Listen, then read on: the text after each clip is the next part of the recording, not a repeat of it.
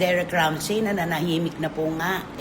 Eto, nadamay pa po siya sa isang issue na talagang may kasama pang hindi maganda. Ito po ay nagsimula, mga kachika, nung ibenta niya yung kanyang sasakyan, ang Porsche 918 Spider. Dineklara pong smuggled itong Porsche 918 Spider dahil nga po, dinaya ang buwis. Pinapa-auction na po ngayon ito, binebenta na. Kaya nga ano ang sabi ni Derek? I'm not a smuggler. I'm a buyer in good faith. Si Ellen ay parang nakihalo na naman.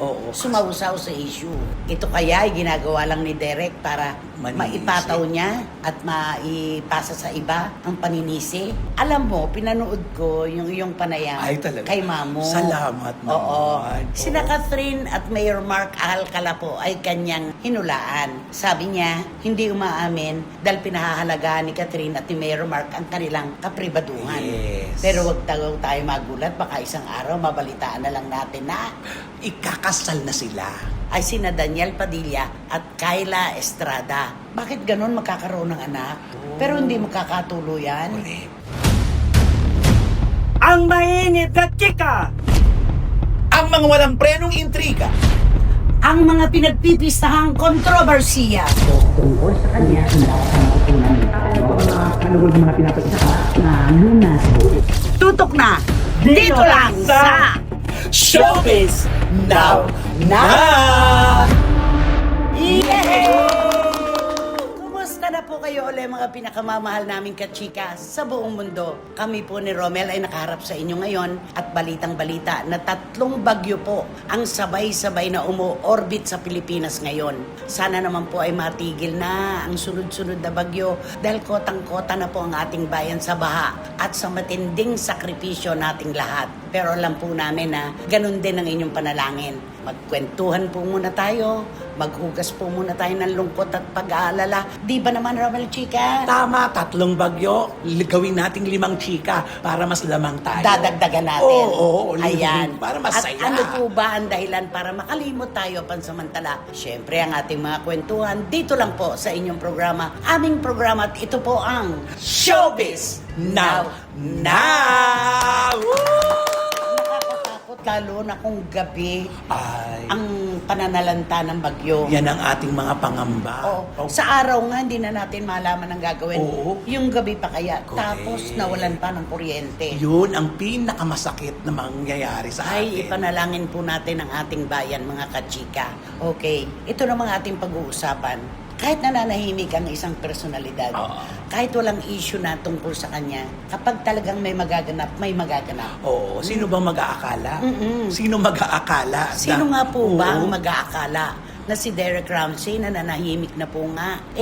Eto, nadamay pa po siya sa isang issue na talagang may kasama pang Oo. hindi maganda. Hindi maganda. Nakakabahala kasi sangkot ang kanyang pangalan. Totoo. Oo. Ayan. Ito po ay nagsimula, mga kachika, nung ibenta niya yung kanyang sasakyan, ang Porsche 918 Spider. Wow. Ang halaga po nito ay 75 to 100 million pesos. Ang dapat po na binayaran dito na tax sa Bureau of Customs ay 30 to 35 million pesos. Ang laki. Ganun talaga pagka nag-import ka. Oo, kasi parang 30% kagad yun eh. Kasi Diba? ang daming dadaan ng bansa ayan. di ba? Kaso po, nung busisiin ng BOC at ng LTO, ang tax na binayaran po para dito sa Porsche 918 Spider, para lang po sa isang Boxster. Ano din to? Isa pang klase ng Porsche. Sasakyan. Porsche ang tawag ng iba dito. Porsche, kung ano man po ang gusto natin. Para sa isang Porsche Boxster na ang halaga lamang po ay 6 million to 10 million pesos. Hindi akma. Oo. Oo. Na ang ano po dito, ang dapat na binabayaran sa ganito, 1.8 million lamang. At ito po, di umano, ayon sa BOC, ang ginamit para sa buwis ng Porsche 918 Spider. May dayaan nga naman. Oo, ang laki. Napakalaki. Nawawalang Napakalaki talaga. Ngayon, hindi pa yata nagpapakita yung binilhan ni Derek ng sasakyang ito sa Bureau of Customs. Pero si Derek, nakikipagtulungan. Coordinate. Oo. Sa LTO, sa BOC, nakikipagtulungan po siya. Ngayon po, ang pinakahuling balita, dineklara pong smuggled smuggled po itong Porsche 918 Spider dahil nga po dinaya ang Oo, buwis hindi nagbayad ng tax ng tama. ng sapat na buwis. Ayan, pinapa-auction na po ngayon ito. Binebenta na. Ang balita natin, hindi pa yata bayad si Derek dito, di ba? Naku, talong-talo naman siya Ang dito. laki ng Na-permission na siya, pagkatalo niya. nalugi pa siya. Aba. Ang bumili po nito sa kanya ay si AJ Violago. Dito nga po nag-ugat yung kwento nitong Porsche 918 Spider na ito. Ginamit nung bumili sa kanya. Nilagyan ng personalized plate. Ay. Yung AJV at hinuli nga po ng LTO. Mainit po talaga sila ngayon ang LTO sa ganyan. Yung mga ankar-ankar, Oo, di ba? oo. Anti-carnapping, ganyan. Tapos nga po, itong nangyari dito, nung 2020, kung nabasa mo at nabalitaan mo, nagbebenta rin po noon si Derek ng kanyang mga sasakyan. Merong Ferrari, merong Rolls-Royce Ghost. Ito po talaga ay ginagawa niya. Kapag ayaw na niya sa kanyang sasakyan, ibinebenta na niya at bumibili na naman uli siya Oo. ng bago. Nagba-buy and Ganun. sell talaga Oo, siya. buy and sell talaga. Oo. Kaya nga ano ang sabi ni Derek? I'm not a smuggler. I'm a buyer in good faith. Maganda po ang kanya layunin ng bilhin niya ito. I did not import this car. Totoo naman po. Siya lamang po ay bumili. Hindi po siya ang nagparating nung sasakyan dito sa Pilipinas. Kaya wala siya dapat pananagutan dyan. Yes. Ang mga mga ahente, sila ang dapat managot. Marami ng kaso yan. Correct. Na ganyan, di ba? Oo, marami ng kaso. Kaya lang, pero siyempre, kilala naman natin si Derek na parang, yung Ferrari, ginagawa niya na to dati, ito lang talaga Hindi, at eh. saka lahat ng sasakyan niya, sumusunod siya sa batas. Oo. Merong rehistro, merong tamang tax para sa ating bayan. Hindi po siya talaga nandadaya. Ngayon, eto, syempre, sa panahon ng social media, ikailaman ni Ellen Adarna o hindi, sabihin man niya na hindi si Derek ang kanyang pinatutungkulan. Marami po ang nag-isip na si Ellen ay parang nakihalo na naman. Oo. Sumausaw sa issue. Naswak kasi yung kanyang post sa nangyayari Ito kay po ang Derek. sabi niya, lack of due diligence. Hindi nag-imbestiga. Hindi mo na niya inalam kung ito ba ay nagbayad ng sapat na tax sa ating bayan, sa BOC, o basta lang sinabi sa kanya at naniwala naman siya. Yun ang ibig sabihin ng lack of due diligence. Dapat yan. Talagang inaano Masusi natin. dapat yan, Oo. masusi. Poor discernment. Hindi pinag-isipan. Parang ganon. Hindi mo na inayos bago binili. Di ba? Correct. Nako, etong pinaka-matindi dito. Sabi ng ating mga kababayan, eto yung pinaka-matindi. Or just an excuse to blame someone else. Ito kaya ay ginagawa lang ni Derek para Maninisi. maipataw niya at maipasa sa iba ang paninisi. Oo. Parang ganon. Alam naman po natin na matagal na rin namang hiwalay si Derek at si Ellen. At akala nga natin medyo Okay na. maayos na, Oo, di ba? correct. Kaya lang, dito po sa pagpo-post ni Ellen, eto po, ang sabi ng ating mga kababayan, si Ellen naman, tatay pa rin naman ni Baby Lily, itong si Derek. Sana sa ganitong panahon, pagaanin na lang niya yung problema ng tatay ni Lily. Hindi yung sumasali pa siya. Pero alam niyo po, pwedeng sabihan niya ni Ellen na, hindi naman siya ang tinutukoy ko dyan eh. Oo. At saka isa na rin, paglilinaw na parang sa mga susunod, alam mo yun, isa na rin to, hudyat na rin Babala. na- babala, para sa lahat. Para sa lahat ng mga gustong bumili, may mga ganitong negosyo, na tama rin naman, may punto rin naman, di ba? Kasi Oo. hindi naman mangyayari ang mga bagay-bagay yan kung kalakip lahat yan, di ba? Pero, ang pananaw nga ng ating Iba. mga kababayan, Oo. sumali na naman siya. Yes. Parang ganun. Yung lack of due diligence, poor discernment, or just an excuse to blame someone else. Correct. Parang, pinapasa mo lang naman sa iba eh. Yang ganyan. Okay, so parang ito po ay isang malaking leksyon sa mga mahilig bumili ng mga sasakyan na milyones po ang halaga. Kailangan talaga busisiin ninyo ang mga dokumento. Ayun. Pag sinabi sa inyong, nabayaran na yung tax niyan, ay tingnan mo na kung talagang bayad sa tamang presyo, Yeah. sa tamang halaga. Hindi pwedeng basta sinabi ng pinagbilihan nyo na, bayad na yan, nakarehistro na yan, maniniwala na tayo agad. Oo. Ganon talaga ngayon. Dapat Kapag talaga. ikaw ay nagpasok ng sasakyan dito sa Pilipinas, dapat magbabayad ka ng kaukulang buwis. Correct. Yun. Doon nga nagkakaroon ng question eh. Yes. Kaya nga nagkakaroon ng mga smuggled na mga sasakyan. At kung ano-ano pang smuggling. Ayan, babawiin na ng BOC. I-auction na. Di ba? Kawawa naman si Derek. Oo, nalugi na siya. Lugin-lugi. Luging-lugi na siya. Oo. Tapos nasangkot pa yung pangalan sa ganyan. Diba? Kaya nga, maganda naman yung sinabi niya, I am not a smuggler. Mm. Kumbaga, I am just a buyer. Yes. Ano ang kinalaman ko dyan? I'm a buyer in good faith. Hindi po ako ang nagpasok ng sasakyang ito dito sa Pilipinas. At saka, Sayang. nakita ko na parang tiwala na naman ito si Derek. Nagtiwala na naman ito eh. Kaya Diba? nga tama rin na Oo. dapat iimbestigahan po natin ano ba itong pinapasok natin kasi baka mamaya masangkot tayo Oo. nang hindi natin inaasahan. Pero kung kilala nga po natin si Derek Ramsey, ano naman siya, sa batas talaga. In fairness Nasunurin naman oo, siya. at saka nakikipag-coordinate siya, willing siyang makipag-coordinate para lang Oo, maayos alam ang mo, lahat ng ito. Normel, yung pakikipag-usap lang niya at pagpunta ng personal sa LTO at pakikipag-usap sa mga tagapamuno ng Bureau of Customs, isang napakalaki na pong katangian ito ni Derek na pwedeng kapuri-puri dahil hindi niya pinahihirapan ng mga otoridad para matrace kung nasaan ba ang problema. Yes, at Yun. para managot kung sino ang dapat managot. Yes, kung Oo. sino answerable, siya dapat. Yes. Huwag magturuan. Correct. Kasi napakalinaw naman po, binili ito sa ganitong halaga na ang dapat ay buwis ay ganito. Pero inilagay sa ibang kotse na 1.8 lang ang halaga ng buwis. Ay, teka muna naman. Meron nga namang Isang malaking question. magic. Correct. Diba? Yun yun. Ay, nako. Kantahan mo na nga si Derek ng medyo kumalma. Ay nako Derek, ito ang para sa'yo. Kasi bagay na bagay sa tayo. Sa ganitong mga... Kakataon. Oo, kailangan natin talaga ang panalangin. Yes. Okay. Panalangin ko sa habang buhay, makapiling ka, makasama ka, yan ang panalangin ko. At hindi papayag ang pusong ito, mawala ka sa aking piling, mahal ko iyong dinggin. Hindi naman para sa kotse yung kanta mo. Parang para kay Ellen. Oo nga. Di ba? At least nandun pa rin siya. Oo, parang para kay Ellen na Oo. panalangin niya na sana sila pa rin. Yes. Di ba? Okay. Dito na tayo sa ating pangalawang paksa. Oo. Alam mo, pinanood ko yung iyong panayam Ay, talaga? kay Mamu. Salamat naman. Oo.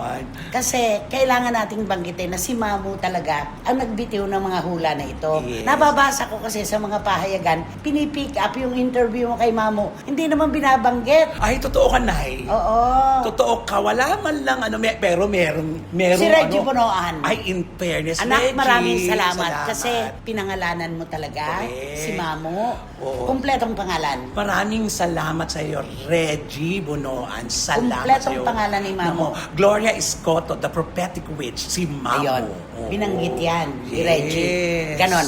Okay. Dalawa pong mag-ex at dalawang nagmamahalan ang ating paksa. Ang hula po ni Mamo sa kanya pati ba iba na ibarahan niya? Oo, Nay, kasi pag napapagod din pala yun. Ay, bumibigay din pala yun. So, hindi pwedeng isang baraha lang ang Oo, gamitin? hindi pwede. At saka, hindi na inuulit gamitin yon pag may nagpahula.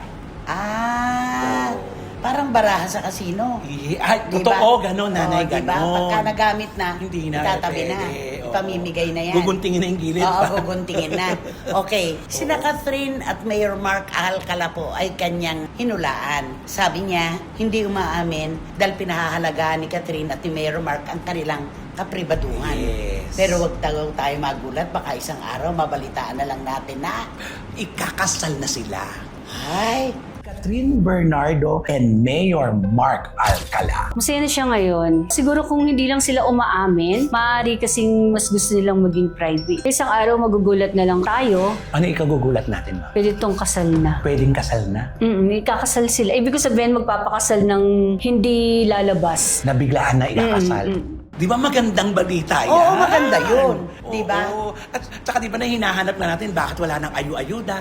Talagang inano daw talaga, pinag-usapan talaga daw talaga ito eh. Na ipribado nila lahat-lahat para hindi masira yung kung ano man yung mga sinisimulan nila, mga plano nila. Tama naman yun, magse-set ka talaga ng boundaries para yung kanilang kapayapaan ng kalooban ay makamta nila. Yes. Tama yun. Pero maganda po ito walang kamangha-mangha, walang kasabi-sabi, magugulat na lang tayo. Magpapakasal na pala sina Mayor Mark Mark Alcala at Catherine Bernardo. Sana imbitado naman tayo. Naku dito nga wala ka tayong kamalay-malay. Ayun.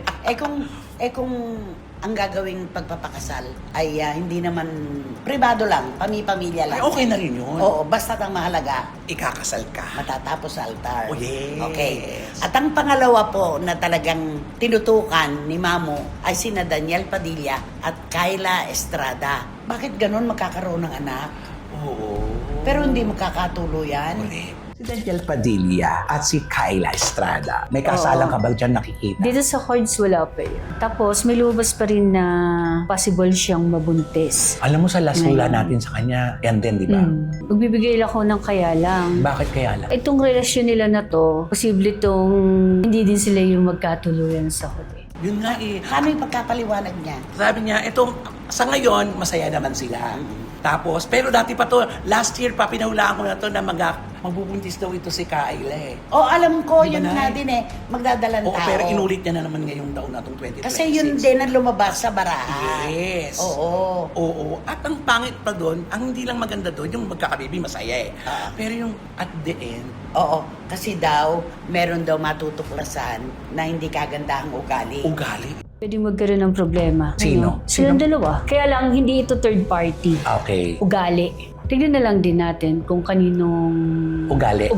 Ang lalabas. ang lalabas. Pwede itong mangyari sa isang taon. Maaari silang maghiwalay. Kung kanino, kung kay Daniel o kay Kyla, hindi naman niya direct Hindi sinabi, niya, no? hindi pa nakikita sa baraha. Yun yung death card eh, no? Totoo na, Oo, Nay. diba? Talaga na panood mo talaga. Oo, no? naman, Ay, grabe tinututukan ka. ko yung mga ganyan. Tinututukan ko si Mamo, sa totoo lang. Kasi sa lahat ng mga nanghuhula, sa kanya ko nakita yung mga hinulaan niya nung nakaraang taon, nagkakatotoo nung sumunod na taon. Totoo, Nay. Totoo. Oh, ayan. So, si Catherine at saka si Mayor Mark magkakatuluyan, magpapakasal. Si Daniel at si Kyla magkaka-baby. Oo, magkaka-baby Pero hindi sila. sila magkakatuluyan. Nakakalungkot naman. Sa bagay, hula lang po ito. Hula lang po Ito po ay isa lamang Oo, gabay. oo. Pero, marami kasing hula si Mamo na nagkakatotoo. Saka yung sinabi niya na magdadalang tao si Kyla, last year pa yan eh. Oo, nakita Inulit niya lang naman. niya ulit ngayon eh. Yes. Oo. So, tignan natin. Meron pa siyang nakatalikod eh, yung baraha. Oo. Nakatalikod. Saka may death card eh. Pag nakatalikod pala, hiwalayan. Hiwalayan. Oo. Naku, mahuhula na nga rin ako. Oo.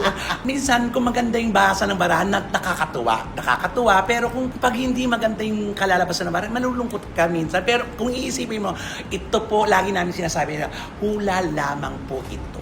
Hindi po ito tiyak. Correct. Kasi Kaya kung hula. ito'y sigurado, dapat hindi hula ang tawag, tiyak. Oo, ang bakit Diba? naman, halika magpatiyak ka nga. Hindi, tsaka maganda ang hula, masaya ang puso. Yes. Hindi maganda ang hula, babala po yun. Ayun. Kung pwede naman pong maiwasan. Correct. Ang sabi nga ni Mamo, sa anumang dumarating sa buhay ng tao, may panahon pa rin naman para magbago yung kapalaran. Correct. At sabi nga ni Mamo lagi-lagi, ngayon nabasa niya yan, bukas makalawa, isang linggo, nagbabago po ang kapalaran ng tao. Oo, totoo naman yon.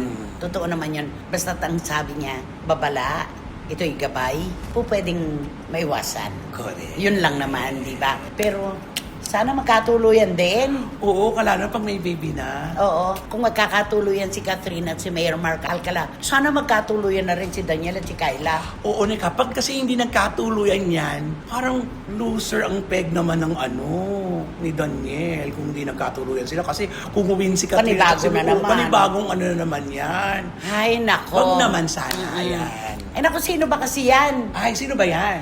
Sino ba yan? Ay, nako, eto na nga. Sa kabila po ng mga sunod-sunod na pag-ulan at pagbaha sa buong kapaligiran, sa buong Pilipinas, sabihin na natin. Sobra. Oo, na syempre, hindi naman natin maiiwasan dahil hindi naman natin alam ang nangyayari sa ating kapaligiran. Pero ito kasi, isang female personality na kilalang kilala, ngayon ay nung kapanahon ibang na yan, bansa. nasa ibang bansa lang nakasakama niya ang kanyang husband. Okay. Oo. Na ito, syempre, out of the namin dahil masaya ka. nagbabakasyon ka, hindi mo naman alam kung ano nangyayari dito. Nagpo-post ngayon sila. Siyempre, Nagpe-flex. nagpe-flex ng mga sweet moments. Yung lugar na kilalagyan na napaka-ayos, napakaganda. Maganda. Pangarap ng lahat makarating doon. Eto na. Oh, binash. Oo, nag-flex lamang siya na hindi niya naman siguro alintana na bakit ibinelta sa kanya kung ano yung nangyayari sa Pilipinas, binato sa kanya. Bakit politiko ba itong female personality? Hindi nga. Kaya Ayun. nakapagtataka ko bakit post ka ng post samantala mga kababae mo naghihirap. Ikaw Oh, tsaka meron pang hindi ka marunong makisimpatya. Oo. Lumulubog na sa bahang maraming probinsya dito. Ikaw naman nagpapakasaya ka pa dyan. Oo, mga ganun. Ano po ang kinalaman ng female personality dito sa bahang nagaganap dito sa ating bayan? Isa po ba siya sa kumuha ng pera na dapat ay mapunta sa mga Oo. dapat na ginawa Puntahan, correct. para hindi binabaha? Yes. Meron po ba siyang kinalaman Correct. sa nakawan, sa DPWH? Wala naman. Kung sino-sino na lamang po ang pinagdidiskitahan ninyo. Wala po siyang magagawa. Kung sakali man na nasa ibang bansa siya at nagsasaya kasama ang kanyang asawa, ngayon lang naman din sila nagkaroon ng pagkakataon Kataon. na magkasama. Correct. At saka hindi po siya politiko. Wala po siyang sinumpang tungkulin sa ating bayan. Natutulong siya at re-resolbahan niya ang baha dito. Correct. Eh bakit naman ganun? Saka ibigay niyo po yun kasi break po niya yun eh. Break nilang mag-asawa yun para sa kanila yung araw na yun. Saka nagtatrabaho ito. Totoo. Matindi rin ang trabaho nito. Totoo. Minsang nagpakasaya. Nabash pa ng todo-todo. Oo, at eto na naman tayo. Napakaganda ng ginawa nito para sa atin lahat. Di ba? Binigyan tayo ng pangalan sa buong mundo. Totoo. Di ba? May corona po Oo. itong female personality. Totoo. At lagi po siyang isinasabong sa isang actress. Oo, Diba? correct. Yan. Ako magbibigay nung Yes. nung unang clue Go. Hindi po siya si Pia Moran. Ayun na! Inunahan na kita. Oo. O, bigay pa. Hindi siya si Pia Magalona. Isa muna si Pia Guanyo. Lahat po ng Pia, hindi po siya yun. Oh. Huwag naman po, bigyan naman po natin siya ng pagkakataon na sumaya naman paminsan-minsan. Saka hindi po siya politiko. Hindi po niya dapat pangunahan o hindi siya dapat sisihin sa anumang nagaganap sa mga binabahan lugar sa ating bayan. Wala po siyang kinalaman Totoo. doon. Diba? Correct. Nako, sigurado na to. 3 Pia na hindi siya ang aming ibinigay ni Romel. Tito Manny Garcia and Tita Norsky na nasa Honolulu, Hawaii ngayon. Kainggit Kasama ang naman. kanilang pamilya. Buong Si Norman, pamilya. si Wendy, ang 2 anak, pati ang biyanan ni Norman.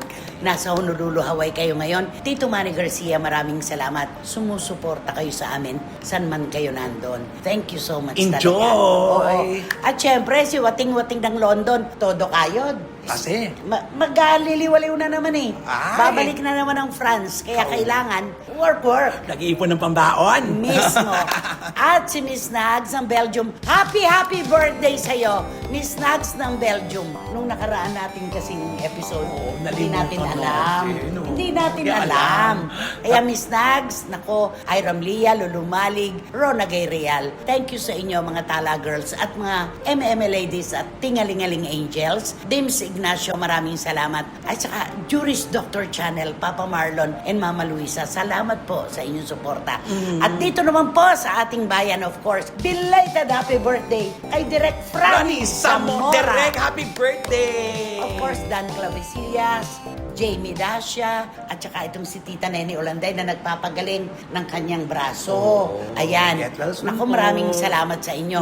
At happy birthday din kay Jackie Cesar ng UK, Miss MMM. Happy birthday sa iyong husband. Happy Ayan. birthday. At syempre, dito naman sa iba pa nating mga Yes. tagatangkilik. Si Randy Balaguer, Eddie Litada, Gaison Magdalaro, Lara May Abrigo, at si Marichu Permacion Espiritu. Maraming salamat po sa inyong partisipasyon sa ating mga blind items. Ayan po ang kiliti nyo eh. Huling-huli namin yan eh. At syempre naman mga kachika, bago tayo matapos, gusto ko namang, hindi tayo naka-attend sa birthday niya. Ay, pasensya na po, happy birthday po. Oo. Tita Arcy Hernandez ng Twin Princess Gems dyan po sa Shopsville, Green Hills. At magpunta rin po tayo sa Marriott Hotel Manila para makita naman po natin ang kanyang mga pieces of jewelry na talaga naman pong legit na legit. Super kinang. Magaganda talaga. Kaya-kaya po ng inyong bulsa. Sigurado po mga kachika, wala nang mauupo sa inyo ngayon sa row 4. Nakatabi mabawang basuran at walang Electric fan. Kaya naman, mag-subscribe na po kayo, mag-like, mag-share. At pakisama na rin po ang aking Rumble Chica Vlog. At please, don't skip. Magtulungan po tayo. At please, follow us sa aming official TikTok Showbiz Now. Ayan. Salamat po. At mula po sa amin ni Romel at sa aming produksyon, sa walang humpay niyo pong pagtangkilik sa aming programa, sobra-sobra mula sa pusong salamat po. Lalo na po sa oras na lahat po tayo ay may kailangan at napakahirap ibahagi sa ating kapwa. Pero binibigay niyo po sa amin. Sobrang salamat po talaga at mag-iingat po tayo. Hindi lang po Pilipinas ang nakakaranas ng mga kalamidad. Ang buong mundo po ipanalangin natin. Hanggang sa susunod na sultada po ng inyong programa, aming programa. At ito po ang Showbiz Now! Panalangin ko sa habang buhay, makapiling ka, makasama may ka. kanta ang apo ngayon na mas napapanahon. Ay. Pumapatak Na naman ang ulan sa bubong ng bahay. At syempre, pag bubong, cherry room. Ay, nako. May pintura na. May aluminum pa. Ito, Elmer, no? Cherry room. May aluminum na, may pintura pa. Wala po ito sa Mileage Asia Corporation. Maraming salamat po. Thank you. Ang mainit na chika. Ang mga walang prenong intriga. Ang mga pinagpipistahang kontrobersiya. Tungkol sa kanya, hindi ako matutunan. Kanugod mga pinapagsaka na lunas. Tutok na. Dito lang sa Showbiz Now!